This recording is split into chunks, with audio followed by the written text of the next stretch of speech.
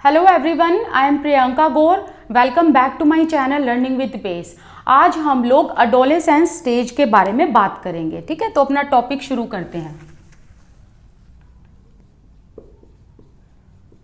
Adolescence stage 12 से 18 साल के जो बच्चे हैं वो इस स्टेज में आते हैं, अडोलेसेंस स्टेज में, जिसे कहते हैं किशोरावस्था। इस स्टेज को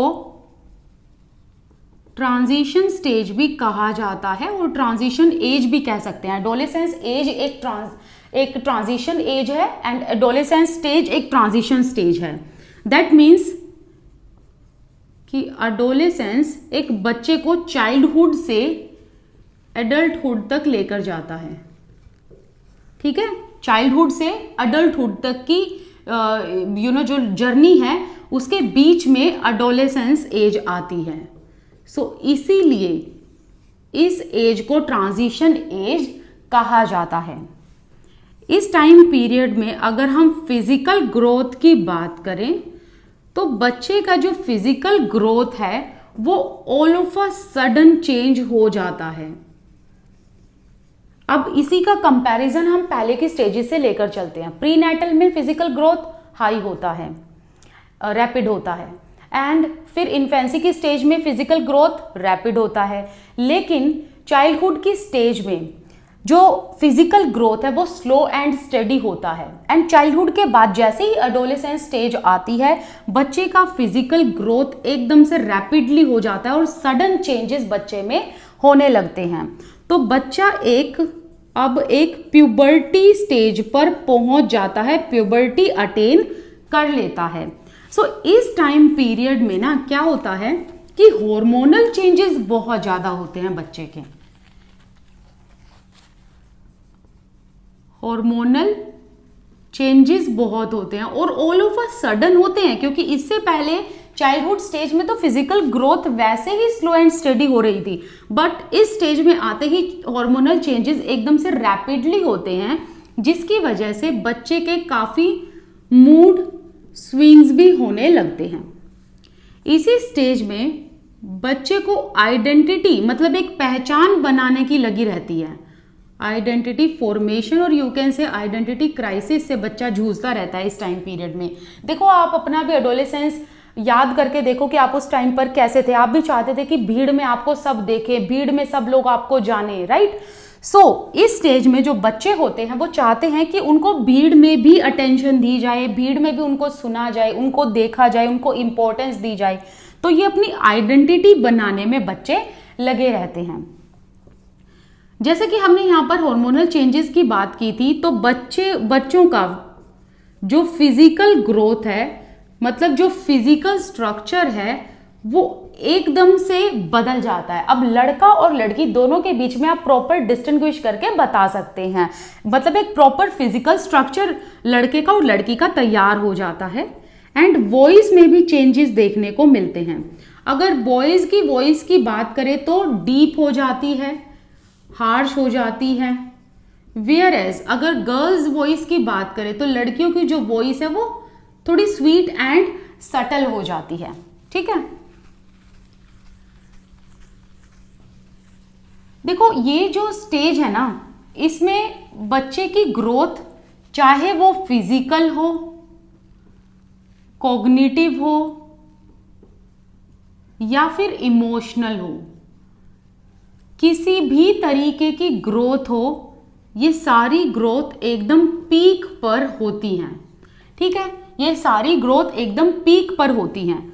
बच्चा इस टाइम पर पीयर ग्रुप को बहुत ज़्यादा इंपॉर्टेंस देता है। अपने पेरेंट्स से भी ज़्यादा इंपॉर्टेंस बच्चा पीयर ग्रुप को देता है। तो peer group is more important than mother, father और family member and teacher, right. So इसीलिए कहा जाता है कि बच्चे का पीयर ग्रुप बहुत अच्छा होना चाहिए, क्योंकि अगर पीयर ग्रुप में कुछ ऐसे गलत संगत में अगर बच्चा पड़ गया तो यहाँ पर इसी एज में, क्योंकि ये एज काफ़ी सेंसिटिव होती है, तो हमें डेलिंक्वेंसी की भावना भी बच्चे के अंदर देखने को मिलती है। डेलिंक्वेंसी का मतलब क्या, ये टर्म आपको ध्यान रखनी है। देखो ये जो स्टेज है ना, ये काफ़ी सेंसिटिव है और काफ़ी सेंसिटिव स्टेज है, तो बच्चे में डेलिंक्वेंसी की फीलिंग देखने को मिलती है। दैट मीन्स कि बच्चा बैड हैबिट्स बहुत जल्दी सीख जाता है, जैसे स्मोकिंग वगैरह सीख जाएगा एंड अदर चीज़ें बच्चा इस टाइम पर सीख जाएगा। अगर संगत अच्छी नहीं रही तो बच्चे के अंदर अपराध की भावना इस टाइम पर देखने को मिलती है। देखो, बच्चा इस टाइम पर भले ही दोस्तों में घिरा रहता है पर फिर भी वो अलोन फील करता है, क्योंकि कहीं ना कहीं जो है बच्चे के अंदर अगर उसके पेरेंट्स ने उसको ध्यान नहीं दिया, उसकी तरफ ध्यान नहीं दिया, तो क्या होगा कि बच्चा बिगड़ जाएगा। बच्चा जो है, ये स्टेज इतनी क्रूशियल और इतनी सेंसिटिव होती है कि इसे पास कर पाना थोड़ा मुश्किल होता है, थोड़ा डिफिकल्ट होता है, राइट? क्योंकि बच्चे को इस टाइम पर फ्रीडम बहुत पसंद होती है, लेकिन फिर भी बच्चा जो है इस टाइम पर चाहे कितना भी दोस्तों में घिरा रहे, लेकिन कहीं ना कहीं बच्चा जो है अलोन फील करता है, क्योंकि ये जो स्टेज है ना, ये स्टॉर्म की स्टेज है, मतलब तूफान वाली स्टेज है। बच्चे में एकदम से शूटअप होने लगते हैं चेंजेस, हार्मोनल चेंजेस एकदम से शूटअप होकर होते हैं, राइट? सो यहां पर इसी वजह से स्टैनले हॉल ने इस स्टेज के लिए कहा है, स्टैनले हॉल कहते हैं कि जो ये स्टेज है अडोलेसेंस की, जो ये स्टेज है, this is the stage of storm and stress, ठीक है, और stage of strain and storm. ये दोनों आप याद रख लेना, कई जगह आपको स्ट्रेन या कई जगह स्टॉर्म देखने को मिलेगा, सॉरी कई जगह स्ट्रेन और कई जगह स्ट्रेस देखने को मिलेगा, और स्टॉर्म तो आपको, स्टॉर्म दैट मीन्स तूफान, नॉट स्टॉर्म, स्टॉर्म तो आपको देखने को मिलेगा ही। दैट मीन्स कि ये स्टेज एक स्ट्रेन एंड स्टॉर्म की स्टेज है। इस टाइम पीरियड में बच्चों में बहुत ज़्यादा चेंजेस देखने को मिलते हैं, और इसी वजह से स्टैनले हॉल ने इस एज को स्टेज ऑफ या age of strain and storm कहा है। तो इन्होंने ना 1904 में क्या किया था, एक बुक पब्लिश की थी अडोलेसेंस करके, जिसमें इन्होंने इस बुक में स्टैनले हॉल ने अडोलेसेंस के चेंजेस की बात की थी एंड अडोलेसेंस के मूड स्विंग्स की बात की थी कि किस तरीके से हार्मोनल चेंजेस होने की वजह से बच्चे के मूड स्विंग्स होते हैं, और ये स्टेज पार करना थोड़ा सा डिफिकल्ट होता है, क्योंकि बच्चा इस टाइम पर बहुत चीज़ों के साथ जूझ रहा होता है। उसे आइडेंटिटी भी बनानी होती है।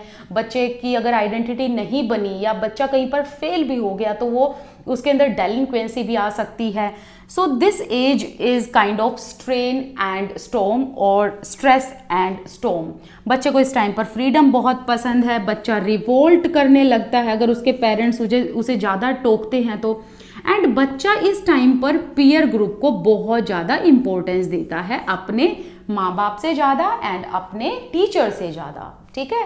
तो यहाँ पर आज के लिए इस स्टेज में जितना भी हमने किया इतना ही बहुत है, इससे ज़्यादा कुछ करने की ज़रूरत नहीं है। क्वेश्चन आएंगे तो इन्हीं में से आएंगे, ठीक है। जैसे कि ये स्टैनले हॉल का जो टॉपिक अभी हमने इसमें इंक्लूड किया, ये बहुत इंपॉर्टेंट है। यहाँ से क्वेश्चन आ सकता है कि ये किसने कहा है, अडोलेसेंस की स्टेज को stage of strain and storm किसने कहा है, तो आप टिक करके आ जाना, स्टैनले हॉल ने।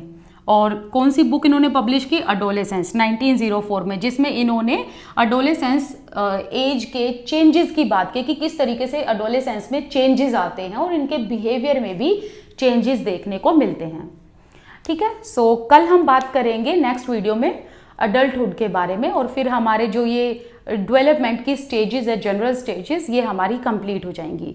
This is Priyanka Gaur, I wish you all the best, keep learning. Thank you so much for watching this video, और प्लीज़ इस वीडियो को शेयर करना बिल्कुल मत भूलना। मुझे कमेंट सेक्शन में बताना कि आपको ये सीरीज़ कैसी लग रही है, और अगर कहीं पर आपको लगता है कि मुझे इंप्रूव करने की जरूरत है तो वो भी आप बता सकते हैं, मैं पक्का से इंप्रूव करने की कोशिश करूँगी, ठीक है। इसी के साथ साथ आप मेरे साथ इंस्टाग्राम पर जुड़ सकते हैं, टेलीग्राम पर जुड़ सकते हैं, दोनों के लिंक आपको डिस्क्रिप्शन बॉक्स में मिल जाएंगे। चलिए मिलते हैं नेक्स्ट वीडियो में।